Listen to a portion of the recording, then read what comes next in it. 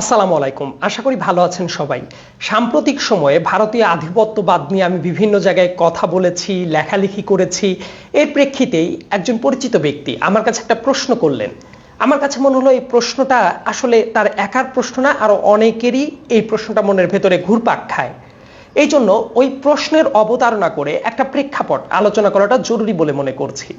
সে আমাকে যে প্রশ্নটা করেছিল সেই প্রশ্নটা ছিল, বাংলাদেশের অধিকাংশ মানুষ যেহেতু মুসলমান এবং ভারতের অধিকাংশ মানুষ যেহেতু হিন্দু, এসেনশিয়ালি মুসলমানরা নাকি হিন্দুদের দেখতে পারে না, এই জন্যই ভারতীয় আধিপত্যবাদ নিয়ে অনেক কথাবার্তা হয়। মানে রাগটা মূলত বাংলাদেশ ভারত নিয়ে না, এটা একটা ধর্মের সংঘাত। তার এই প্রশ্নটা আমি তারপর বললাম, একটা উদাহরণ দিয়ে আমি উত্তর দিলাম এবং চিন্তা ভাবনা করে উত্তর দেওয়ার পরে সে আর কোনো কথা না বলে চুপচাপ হয়ে গেল। তাকে আমি একটা স্ট্যাটিস্টিক্স ধরে উত্তর দিলাম যে পৃথিবীর বুকে পার্সেন্টেজের হিসাবে একটা দেশের জনগোষ্ঠীর কত পার্সেন্ট কে কোন ধর্মের, এই ডাটা যদি বের করা যায় তাহলে দেখা যাবে হিন্দু জনগোষ্ঠী সবচেয়ে বেশি নেপালে, ভারতের চেয়েও বেশি পার্সেন্টেজের হিসাবে। এবং নেপাল কিন্তু পৃথিবীর একমাত্র সাংবিধানিকভাবে হিন্দু রাষ্ট্র ছিল। এই তো কয়েক বছর আগে সেটা চেঞ্জ হয়েছে। ভারতও কিন্তু সাংবিধানিকভাবে হিন্দু রাষ্ট্র ছিল না। তো নেপালে হিন্দু মানুষ ভারতের চেয়েও পার্সেন্টেজের হিসাবে যদি বেশি হয়, তাহলে নেপালিরা কেন ভারতকে দেখতে পারে না? ওই জায়গায় তো বাংলাদেশের মুসলমানরা নাই।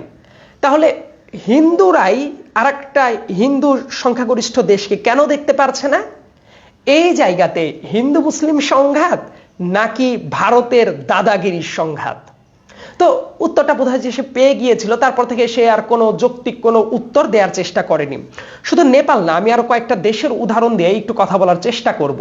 তাহলে বোঝা যাবে যে এই সংঘাতটা মুসলমান হিন্দু না, এই সংঘাতটা হলো ভারতের বহির্বিশ্বের সাথে কূটনৈতিক যে সম্পর্ক, যেভাবে তারা ডিটারমাইন করতে চায় সেটা। তারা যদি এই দাদাগিরিটা না ফলিয়ে তারা যদি ভারসাম্যপূর্ণ সম্পর্কের দিকে যায়, তাহলে কিন্তু এই টাইপ সম্পর্ক তৈরি হয় না এবং জনগণের মনেও এই জাতীয় ঘৃণা বা বিরক্তি বা রাগ কোনোটাই কিন্তু তৈরি হয় না। ইনফ্যাক্ট ভারত কিন্তু তাদের প্রতিবেশীদের ভেতর থেকে বন্ধুহীন হয়ে যাচ্ছে। এই ব্যাপারটা আমি কয়েকটা উদাহরণ দিই, তাহলে বুঝতে পারবেন। ভারত তার বেসিক্যালি দক্ষিণ এশিয়ায় তারা রাজত্ব করতে চায়, মানে ইনডিরেক্টলি সব দেশের ওপরে তারা দাদাগিরিটা ফলাতে চায়। কিন্তু এই স্ট্র্যাটেজি অনেকদিন যাবৎ ভেঙে পড়েছে। সর্বশেষ এটা ভেঙে পড়লো বাংলাদেশে। বাংলাদেশকে তো তারা আসলে একটা অঘোষিত কলোনি হিসেবে ব্যবহার করত এবং শেখ হাসিনার রেজিম তাকে সেই সুযোগটা করে দিয়েছে, জন্যই শেখ হাসিনার প্রতি তাদের এত দরদ। শেখ হাসিনার পতনের পরে তাদের এত চক্রান্ত শুরু হয়ে গেছে, তাদের মিডিয়া খুললেই পাবেন, অন্যান্য জায়গা দেখলেই পাবেন। তো নেপালের হিসাব যদি বলি, কেন বললাম যে ভারত ধীরে ধীরে প্রতিবেশীদের ভেতর থেকে বন্ধু শূন্য হয়ে যাচ্ছে? নেপালে এই কিছুদিন আগেই কিন্তু নতুন প্রধানমন্ত্রী এসেছে, কেপি শর্মা ওলি, এবং ঐতিহাসিকভাবে কেপি শর্মা ওলি চীনপন্থী, ভারতপন্থী না। শ্রীলঙ্কায় 2 বছর আগেই একটা গণঅভ্যুত্থান হয়, আপনারা জানেন। এবং শ্রীলঙ্কায় এই সেপ্টেম্বর মাসে 2024 সালের সেপ্টেম্বর মাসে একটা ইলেকশনের মাধ্যমে নতুন প্রেসিডেন্ট যিনি নির্বাচিত হয়েছেন, উনি রাজনৈতিকভাবে একটু মার্কসপন্থী মানুষ এবং স্বভাবতই উনি একটু চায়না ঘেঁষা, ডেফিনেটলি ইন্ডিয়া ঘেঁষা না। যদিও কিছু সম্পর্ক তো রাখতেই হয়, কিন্তু আদতে উনি মোটা দাগে ভারতপন্থী মানুষ না। মালদ্বীপের হিসাব খুব ভালো মতো জানেন। 2023 সালে মোহাম্মদ মাইজু যখন প্রেসিডেন্ট হিসেবে আসে, একেবারে তীব্র ভারত বিদ্বেষ নিয়েই উনি এসেছিলেন এবং সেটাই ছিল উনার প্রচারণার ক্যাম্পেইন যে উনি ভারত বিদ্বেষী।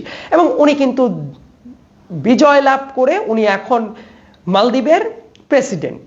সো খেয়াল করে দেখেন, এই সাউথ এশিয়ার ভেতরে পাকিস্তান তো অটোমেটিক বাই ডিফল্টই ইন্ডিয়া বিরোধী। তারপরে যদি খেয়াল করেন, শ্রীলঙ্কা চীনের দিকে ঝুঁকে পড়ছে, মালদ্বীপ চীনের দিকে ঝুঁকে পড়ছে, নেপাল চীনের দিকে ঝুঁকে পড়ছে।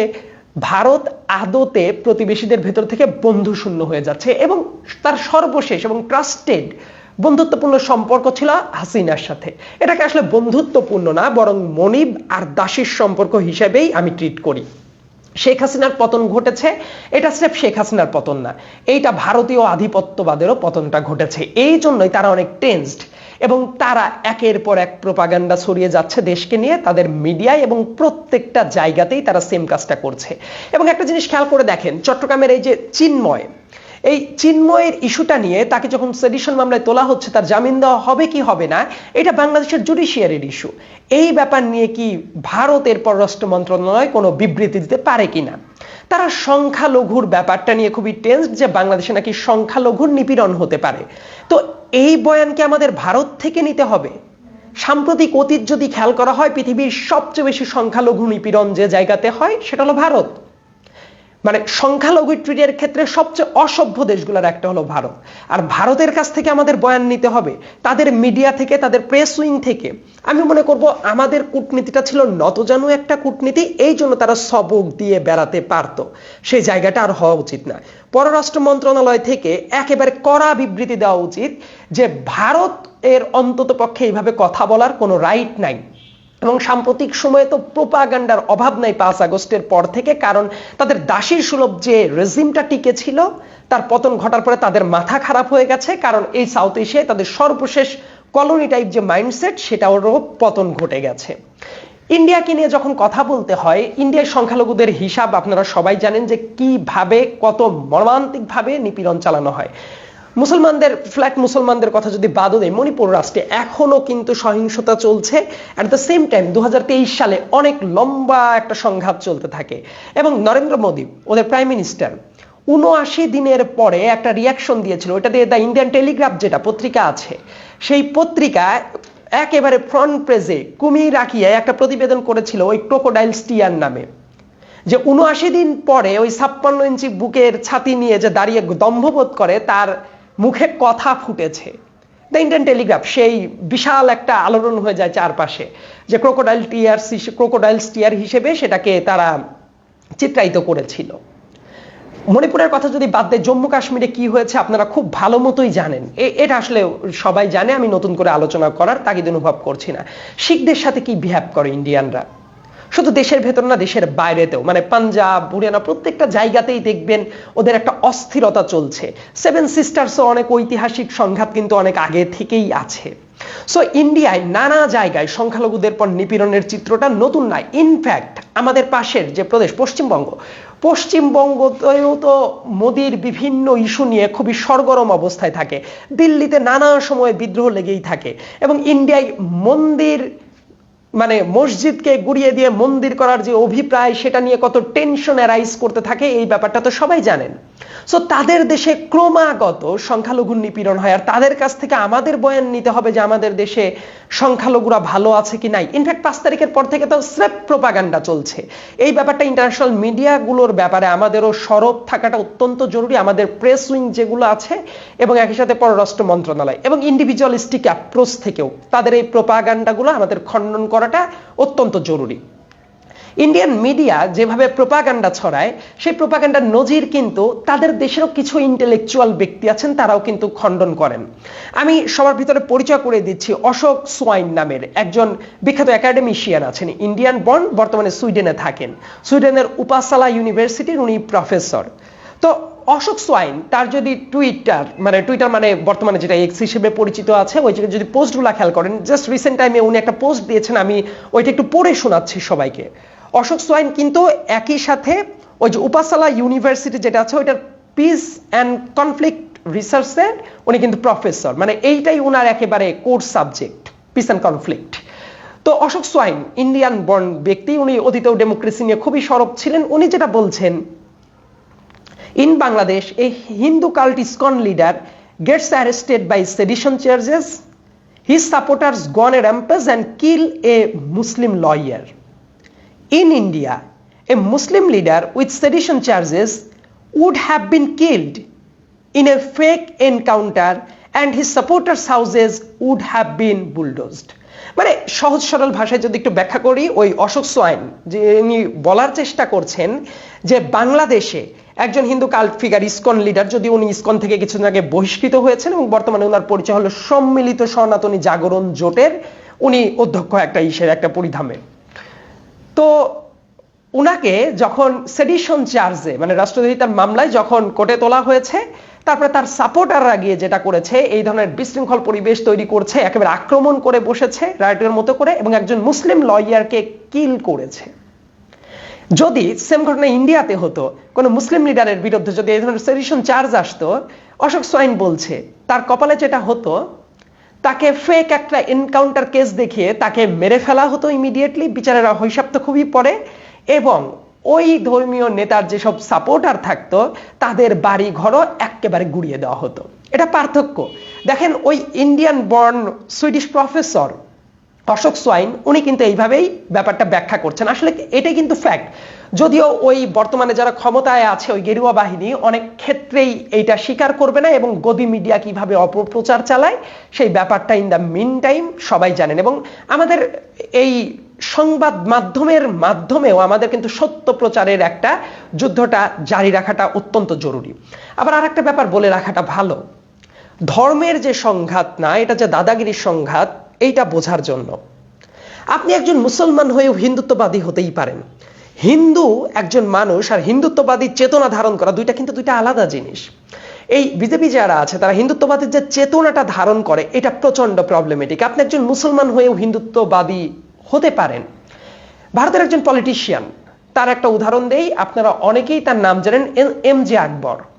এমজে আকবর খুবই প্রমিনেন্ট, ওদের চোখে প্রমিনেন্ট জার্নালিস্ট। 80-90-এর দশকে উনি কংগ্রেসের হয়ে ইলেকশন করেছিলেন, কংগ্রেসের হয়ে উনি কিন্তু ইলেকশন জিতেছিলেন।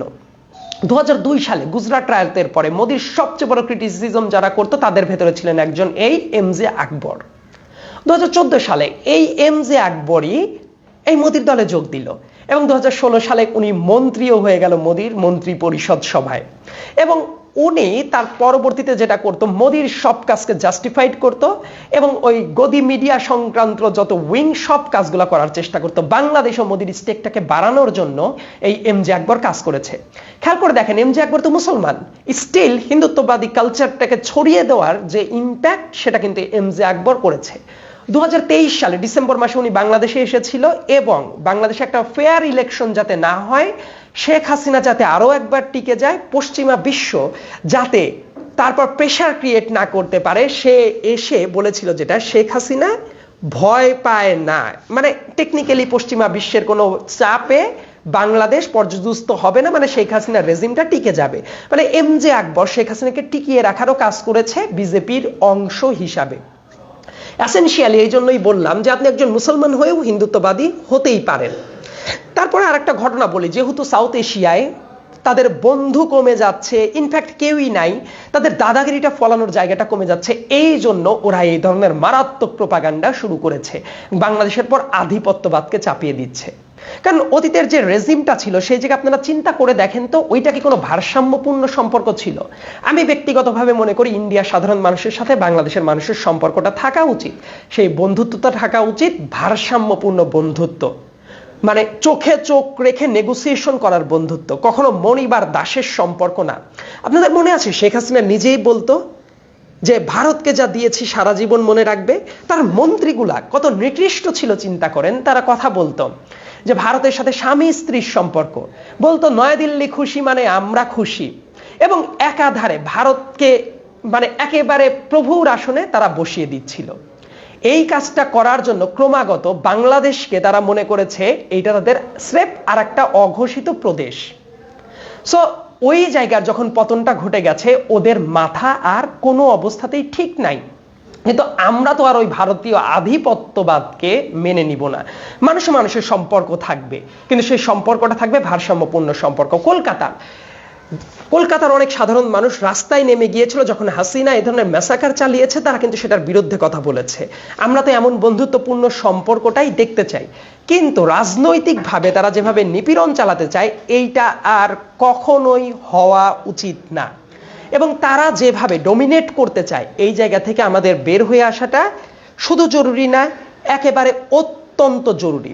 তারা এই প্রোপাগান্ডা ছড়াবে, তারা রায়ট তৈরি করার চেষ্টা করবে, কারণ এই মুহূর্তে আমাদের দেশে যদি রায়ট তৈরি হয়, এই মুহূর্তে আমাদের দেশে যদি অস্থিরতা তৈরি হয়, তার সবচেয়ে বড় বেনিফিট তারাই তুলবে, কারণ তারা এই জায়গায় অস্থিরতা তৈরি করে রাখতে চায়। ইনফ্যাক্ট চট্টগ্রামের এই যে আইনজীবীকে এইভাবে খুন করা হলো, এটার সবচেয়ে বড় বেনিফিট কিন্তু তারা ঘরে তুলতে পারতো যদি এই জায়গায় একটা দাঙ্গা লাগানো যেত।